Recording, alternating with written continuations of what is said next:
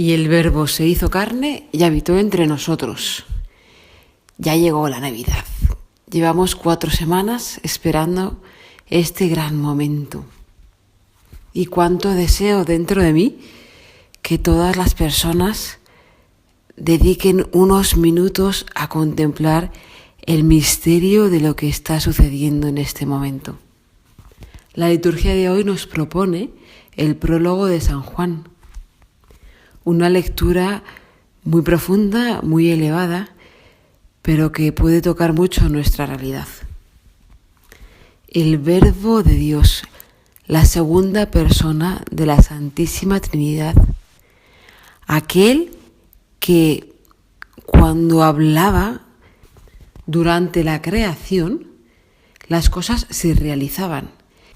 Esa palabra que tiene una autoridad creadora, pues esa misma palabra hoy nos la encontramos en el pesebre. Permitidme poner un ejemplo un poco burdo, pero es tan grande el misterio que a veces necesitamos ejemplos.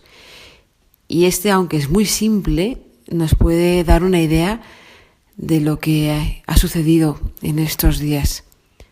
Seguramente muchos de los que me escucháis tenéis un hijo o tenéis el proyecto de un día tener uno.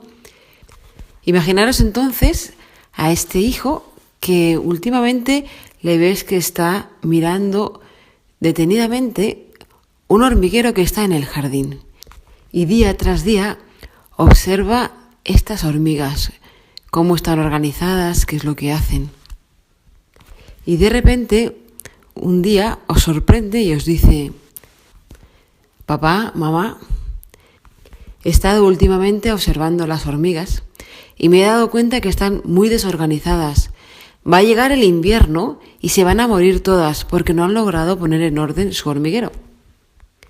Por eso he decidido convertirme en una hormiga.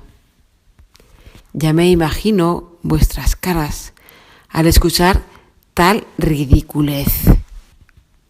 Como tú, que eres un hombre, quieres ser hormiga para ayudar a las hormigas.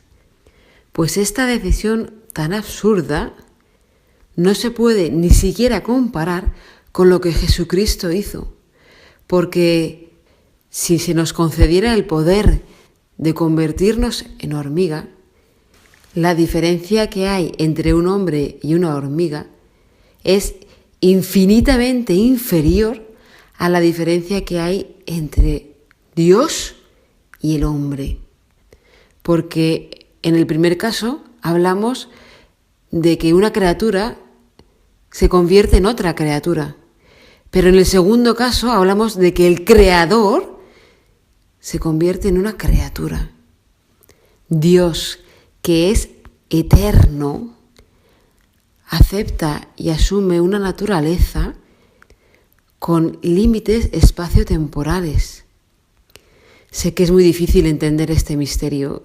Lo he intentado expresar de una manera muy sencilla para por lo menos comprender la diferencia sustancial entre el absurdo de este niño que quiere llegar a ser hormiga con que Dios se haga una criatura.